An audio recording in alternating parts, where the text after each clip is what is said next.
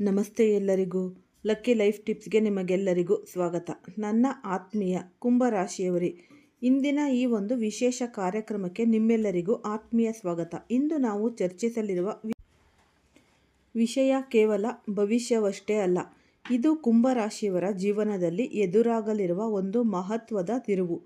March ತಿಂಗಳ 13ನೇ ಮತ್ತು 14ನೇ ತಾರೀಕಿನಂದು ಆಕಾಶ ಮಂಡಲದಲ್ಲಿ ಉಂಟಾಗುತ್ತಿರುವ ಈ ಗ್ರಹಗಳ ವಿಶಿಷ್ಟ ಸಂಯೋಜನೆಯು ಕುಂಭರಾಶಿಯವರ ಮೇಲೆ ಒಂದು ವಿಭಿನ್ನ ಪ್ರಭಾವ ಬೀರಲಿದೆ. ಈ 2 ದಿನಗಳು ನಿಮ್ಮ ಜೀವನದಲ್ಲಿ ಒಂದು ಅನಿರೀಕ್ಷಿತ ಘಟನೆಗೆ ಸಾಕ್ಷಿಯಾಗಲಿವೆ.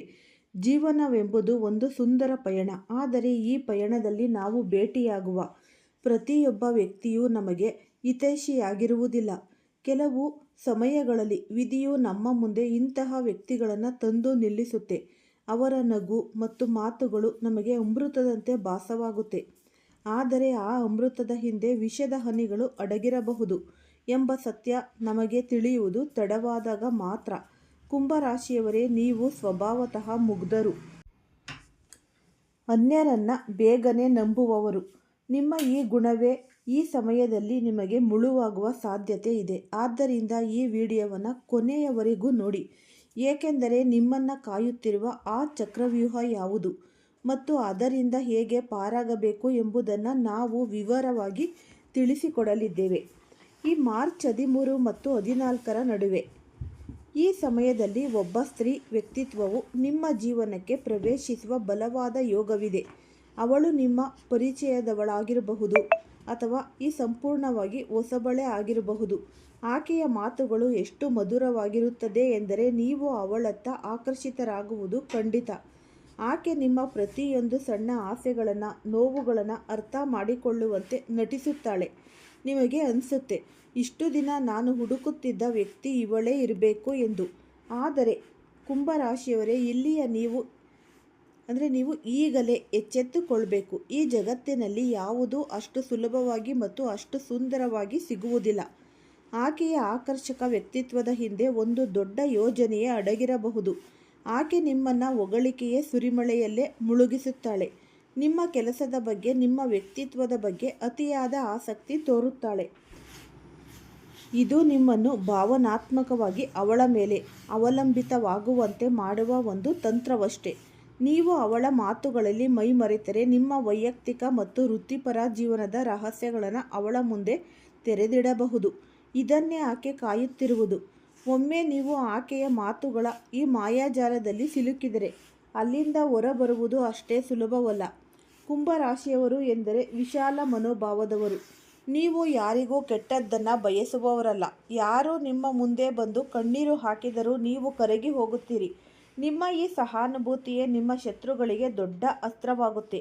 ಈ ನಿರ್ದಿಷ್ಟ ಅವಧಿಯಲ್ಲಿ ಆ ಸ್ತ್ರೀಯು ತನ್ನ ಜೀವನದಲ್ಲಿ ಬಹಳ ಕಷ್ಟಗಳ ಎಂದು ಅಥವಾ ಅವಳಿಗೆ ನಿಮ್ಮ ಈ ಸಹಾಯದ ತುರ್ತು ಅಗತ್ಯವಿದೆ ಎಂದು ಹೇಳಿಕೊಂಡು ಬರಬಹುದು.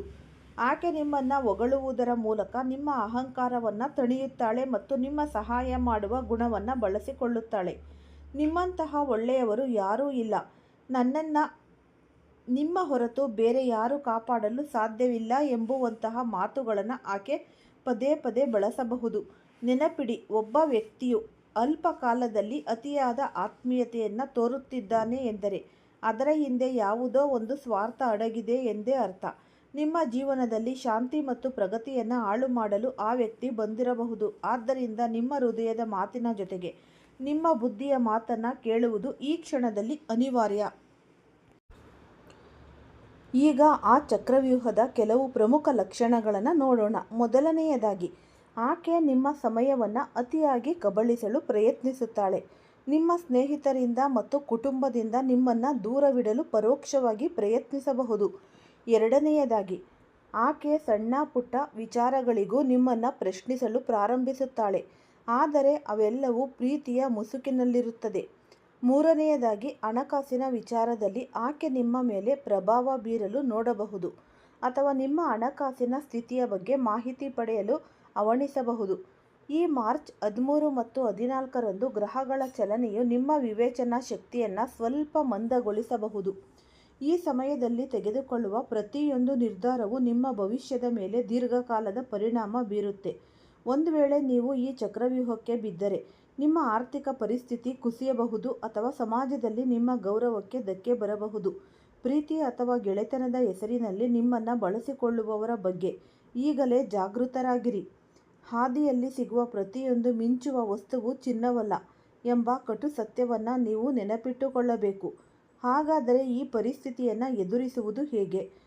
ಮೊದಲನೆಯದಾಗಿ, ನಿಮ್ಮ ಜೀವನಕ್ಕೆ ಬರುವ ಹೊಸ ವ್ಯಕ್ತಿಗಳಿಗೆ ತಕ್ಷಣವೇ ಪೂರ್ಣ ನಂಬಿಕೆಯನ್ನು ನೀಡಬೇಡಿ.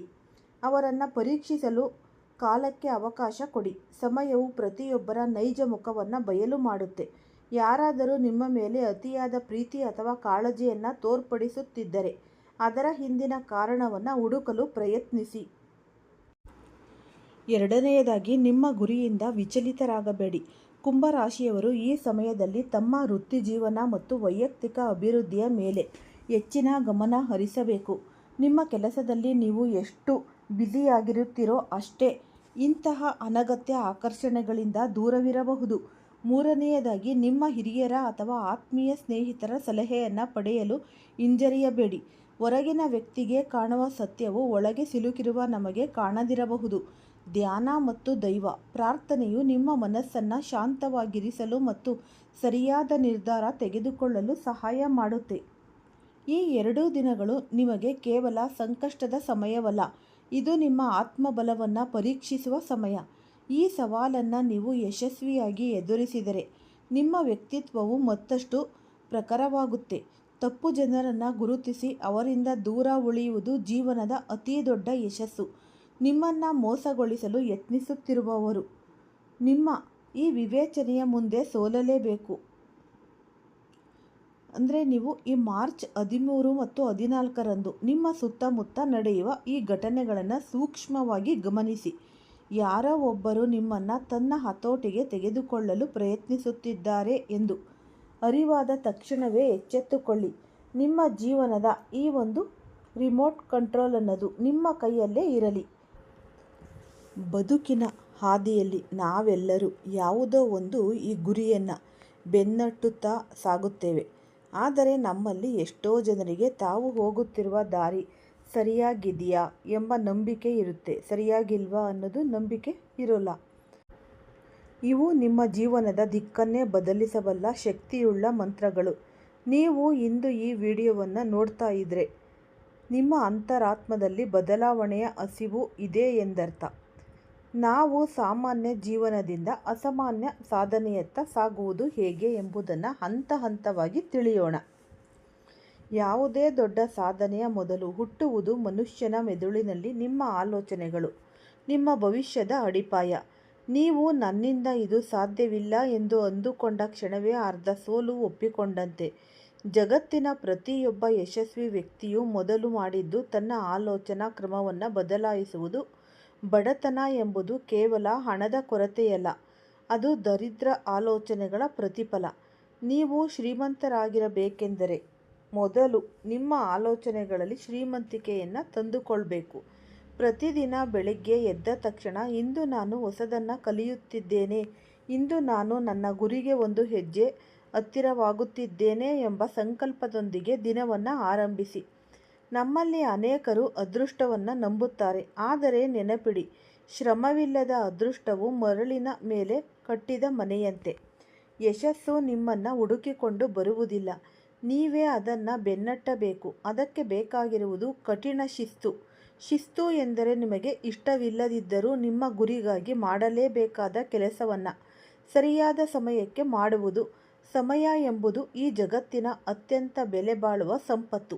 ಕಳೆದುಹೋದ ಹಣವನ್ನು ಮತ್ತೆ ಸಂಪಾದಿಸಬಹುದು, ಆದರೆ ಕಳೆದುಹೋದ ಕ್ಷಣಗಳನ್ನು ಮತ್ತೆ ಪಡೆಯಲು ಸಾಧ್ಯವೇ ಇಲ್ಲ. ನೀವು ನಿಮ್ಮ ಸಮಯವನ್ನು ಸಾಮಾಜಿಕ ಜಾಲತಾಣಗಳಲ್ಲಿ ವ್ಯರ್ಥ ಮಾಡುತ್ತಿದ್ದೀರಾ ಅಥವಾ ನಿಮ್ಮ ಕೌಶಲ್ಯವನ್ನು ಬೆಳೆಸಿಕೊಳ್ಳಲು ಬಳಸುತ್ತಿದ್ದೀರಾ ಎಂಬುದು ನಿಮ್ಮ ಭವಿಷ್ಯವನ್ನು ನಿರ್ಧರಿಸುತ್ತೆ.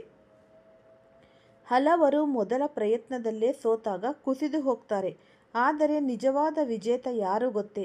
10 ಬಾರಿ ಬಿದ್ದರೂ 11ನೇ ಬಾರಿ ಎದ್ದು ನಿಲ್ಲುವವನು. ಈ ವೈಫಲ್ಯ ಎಂಬುದು ರಸ್ತೆಯ ಕೊನೆಯಲ್ಲ, ಅದು ನಿಮ್ಮ ದಾರಿಯಲ್ಲಿರುವ ಒಂದು ಮೈಲಿಗಲ್ಲು ಮಾತ್ರ. ಪ್ರತಿಯೊಂದು ಸೋಲು ನಿಮಗೆ ಒಂದು ಪಾಠವನ್ನು ಕಲಿಸುತ್ತೆ. ಆ ಪಾಠವನ್ನು ಕಲಿತು ಮುಂದೆ ಸಾಗುವುದೇ ಜೀವನ. ಸೋಲನ್ನು ಕಂಡು ಹೆದರಬೇಡಿ, ಬದಲಿಗೆ ಸೋಲಿನಿಂದ ಅನುಭವವನ್ನು ಪಡೆದು ನಿಮ್ಮ ತಂತ್ರವನ್ನು ಬದಲಾಯಿಸಿ. ನೆನಪಿಡಿ, ಕಲ್ಲನ್ನು ಕೆತ್ತದೆ ಸುಂದರ ವಿಗ್ರಹವಾಗಲು ಸಾಧ್ಯವೇ ಇಲ್ಲ. ಹಾಗೆಯೇ ಕಷ್ಟಗಳನ್ನು ಎದುರಿಸದೆ ಮನುಷ್ಯ ಮಹಾನ್ ವ್ಯಕ್ತಿಯಾಗಲು ಸಾಧ್ಯವಿಲ್ಲ. ನೀವು ಯಾವ ಕ್ಷೇತ್ರದಲ್ಲಿದ್ದರೂ ಸರಿ, ಅಲ್ಲಿ ನೀವು ಅಪ್ರತಿಮ ನಾಯಕರಾಗಬೇಕೆಂದರೆ ನಿಮ್ಮಲ್ಲಿ ಜ್ಞಾನದ ಹಸಿವಿರಬೇಕು. ಜಗತ್ತು ಕ್ಷಣ ಕ್ಷಣಕ್ಕೂ ಬದಲಾಗುತ್ತಿದೆ. ಹಳೆಯ ತಂತ್ರಜ್ಞಾನ ಅಥವಾ ಹಳೆಯ ಆಲೋಚನೆಗಳನ್ನೇ ಹಿಡಿದು ಕುಳಿತರೆ ನೀವು ಹಿಂದೆ ಉಳಿಯುತ್ತೀರಿ. ಪ್ರತಿದಿನ ಕನಿಷ್ಠ ಅರ್ಧ ಗಂಟೆಯಾದರೂ ಪುಸ್ತಕಗಳನ್ನು ಓದಿ ಅಥವಾ ಈ ಜ್ಞಾನದಾಯಕ ವಿಷಯಗಳನ್ನು ಆಲಿಸಿ. ಯಾರು ಕಲಿಯುವುದನ್ನು ನಿಲ್ಲಿಸುತ್ತಾರೋ ಅವರು ವಯಸ್ಸಾದವರಾಗುತ್ತಾರೆ. ಯಾರು ಕಲಿಯುತ್ತಲೇ ಇರುತ್ತಾರೋ ಅವರು ಎಂದಿಗೂ ಯುವಕರಾಗಿರುತ್ತಾರೆ. ನಿಮ್ಮ ಮೆದುಳಿಗೆ ನೀಡುವ ಆಹಾರವೇ ನಿಮ್ಮ ಜೀವನದ ಗುಣಮಟ್ಟವನ್ನು ನಿರ್ಧರಿಸುತ್ತೆ. ನಿಮ್ಮ ಸುತ್ತಮುತ್ತ ಇರುವ 5 ಜನರ ಸರಾಸರಿ ವ್ಯಕ್ತಿತ್ವವೇ ನೀವು. ಹೌದು, ಇದು ಕಹಿಯಾದರೂ ಸತ್ಯ. ನೀವು ಸೋಮಾರಿಗಳ ಜೊತೆಗಿದ್ದರೆ ನೀವು ಸೋಮಾರಿಗಳಾಗ್ತೀರ. ನೀವು ಸಾಧಕರ ಜೊತೆಗಿದ್ದರೆ ನಿಮ್ಮಲ್ಲೂ ಸಾಧಿಸುವ ಛಲ ಮೂಡುತ್ತೆ. ನಿಮ್ಮ ಸಮಯವನ್ನು ಯಾರೊಂದಿಗೆ ಕಳೆಯುತ್ತಿದ್ದೀರಿ ಎಂಬ ಬಗ್ಗೆ ಜಾಗರೂಕರಾಗಿರಿ. ನಕಾರಾತ್ಮಕವಾಗಿ ಮಾತನಾಡುವವರಿಂದ, ನಿಮ್ಮ ಕನಸುಗಳನ್ನು ಹೀಯಾಳಿಸುವುದರಿಂದ ದೂರವಿರಿ. ನಿಮ್ಮನ್ನು ಪ್ರೋತ್ಸಾಹಿಸುವ, ನಿಮ್ಮ ಬೆನ್ನಿಗೆ ನಿಲ್ಲುವ ಮತ್ತು ನಿಮಗೆ ಸವಾಲು ಹಾಕುವಂತಹ ವ್ಯಕ್ತಿಗಳ ಸ್ನೇಹ ಮಾಡಿ. ನೀವು ಎಷ್ಟೇ ಹಣ ಸಂಪಾದಿಸಿದರೂ ಅದನ್ನು ಅನುಭವಿಸಲು ನಿಮ್ಮ ದೇಹ ಸಹಕರಿಸದಿದ್ದರೆ ಆ ಸಂಪತ್ತಿಗೆ ಬೆಲೆಯಿಲ್ಲ. ಯಶಸ್ಸಿನ ಓಟದಲ್ಲಿ ನಿಮ್ಮ ಆರೋಗ್ಯವನ್ನು ನಿರ್ಲಕ್ಷಿಸಬೇಡಿ. ಸರಿಯಾದ ಆಹಾರ, ನಿಯಮಿತ ವ್ಯಾಯಾಮ ಮತ್ತು ಪೌಷ್ಟಿಕ ನಿದ್ದೆ ನಿಮ್ಮ ಮೆದುಳಿನ ಕಾರ್ಯಕ್ಷಮತೆಯನ್ನು ಹೆಚ್ಚಿಸುತ್ತೆ. ನಿಮ್ಮ ದೇಹವೇ ನಿಮ್ಮ ಅತ್ಯಂತ ದೊಡ್ಡ ಆಸ್ತಿ. ಇದನ್ನು ಸರಿಯಾಗಿ ನಿರ್ವಹಿಸಿದರೆ ಮಾತ್ರ ನೀವು ದೀರ್ಘಕಾಲದವರೆಗೆ ಸಾಧನೆಯ ಶಿಖರದಲ್ಲಿ ಉಳಿಯಲು ಸಾಧ್ಯ. ವಿಶ್ವದ ಎಲ್ಲ ಜ್ಞಾನ ನಿಮ್ಮಲ್ಲಿದ್ದರೂ ನೀವು ಈ ಕಾರ್ಯಪ್ರವೃತ್ತರಾಗದಿದ್ದರೆ ಯಾವುದೇ ಪ್ರಯೋಜನವಿಲ್ಲ. ಅನೇಕರು ಕೇವಲ ಯೋಜನೆಗಳನ್ನು ಮಾಡುವುದರಲ್ಲೇ ಕಾಲ ಕಳೆಯುತ್ತಾರೆ. ನಾಳೆ ಮಾಡುತ್ತೇನೆ, ಮುಂದಿನ ವಾರ ಮಾಡುತ್ತೇನೆ ಎನ್ನುವ ನಾಳೆ ಎಂಬುದು ಎಂದಿಗೂ ಬರುವುದಿಲ್ಲ. ಹಿಂದೆ ಈ ಕ್ಷಣವೇ ಸಣ್ಣದಾಗಿದ್ದರೂ ಆರಂಭಿಸಿ. ಪರಿಪೂರ್ಣತೆಗಾಗಿ ಕಾಯಬೇಡಿ. ಆರಂಭಿಸಿದ ನಂತರ ದಾರಿಯಲ್ಲೇ ಪರಿಪೂರ್ಣತೆಯನ್ನು ಕಂಡುಕೊಳ್ಳಬಹುದು. ಸಣ್ಣ ಹೆಜ್ಜೆಗಳೇ ದೊಡ್ಡ ಪ್ರಯಾಣದ ಆರಂಭ. ಜೀವನದಲ್ಲಿ ನಾವು ಪಡೆಯುವ ಯಶಸ್ಸಿಗೆ ನಮ್ಮ ಶ್ರಮದ ಜೊತೆಗೆ ಅದೆಷ್ಟೋ ಅದೃಶ್ಯ ಶಕ್ತಿಗಳ ಸಹಾಯವಿರುತ್ತೆ. ನಿಮ್ಮಲ್ಲಿರುವ ಸಣ್ಣ ಸಣ್ಣ ಸುಖಗಳಿಗೂ ಕೃತಜ್ಞರಾಗಿರಿ. ಈ ಕೃತಜ್ಞತೆ ಇರುವ ಹೃದಯದಲ್ಲಿ ಶಾಂತಿ ಮತ್ತು ಸಂತೋಷ ಸದಾ ನೆಲೆಸಿರುತ್ತೆ. ಇದು ನಿಮ್ಮ ಮನಸ್ಸನ್ನು ಸಕಾರಾತ್ಮಕವಾಗಿ ಇಡಲು ಸಹಾಯ ಮಾಡುತ್ತೆ. ನೀವು ಪ್ರಕೃತಿಗೆ ಮತ್ತು ಜನರಿಗೆ ನೀಡುವ ಪ್ರೀತಿ ಮತ್ತು ಈ ಗೌರವವೇ ನಿಮಗೆ ಮರಳಿ ಸಿಗುತ್ತೆ. ಈ ಉಪಯುಕ್ತವಾದ ಮಾಹಿತಿ ನಿಮಗೆಲ್ಲರಿಗೂ ಕೂಡ ಇಷ್ಟ ಆಗಿದೆ ಅಂತ ಭಾವಿಸ್ತೀನಿ. ಇಷ್ಟ ಆಗಿದರೆ ಪುಟ್ಟದೊಂದು ಲೈಕ್ ಕೊಡೋದನ್ನು ಮರಿಬೇಡಿ. ಈ ರಾಶಿಯವರು ಯಾರೆಲ್ಲ ಇದ್ದೀರಾ ಅವರು ಹೆಚ್ಚಾಗಿ ಈ ವಿಡಿಯೋವನ್ನು ಶೇರ್ ಮಾಡಿ. ಯಾರಾದರೂ ಹೊಸದಾಗಿ ನೋಡ್ತಾ ಇದ್ದರೆ ಅವರು ಕೂಡ ಈ ಚಾನಲ್ಗೆ ಸಬ್ಸ್ಕ್ರೈಬ್ ಮಾಡಿಕೊಳ್ಳಿ. ಓಂ ಶ್ರೀ ಶನೇಶ್ವರಾಯ ನಮಃ ಅಂತ ಕಮೆಂಟ್ ಬಾಕ್ಸ್ನಲ್ಲಿ ಕಮೆಂಟನ್ನು ಹಾಕಿ. ಇಲ್ಲ ಅಂದರೆ ನಿಮ್ಮ ಮನೆ ದೇವರು, ನಿಮ್ಮ ಕುಲದೇವರ ಹೆಸರನ್ನು ಈ ಕಮೆಂಟ್ ಬಾಕ್ಸ್ನಲ್ಲಿ ಹಾಕಿ. ಎಲ್ಲರಿಗೂ ಯಶಸ್ಸು ಅದೃಷ್ಟ ಸಿಗಲಿ ಅಂತ ಆ ದೇವರಲ್ಲಿ ಕೇಳ್ಕೊತೀನಿ. ಎಲ್ಲರಿಗೂ ಧನ್ಯವಾದಗಳು.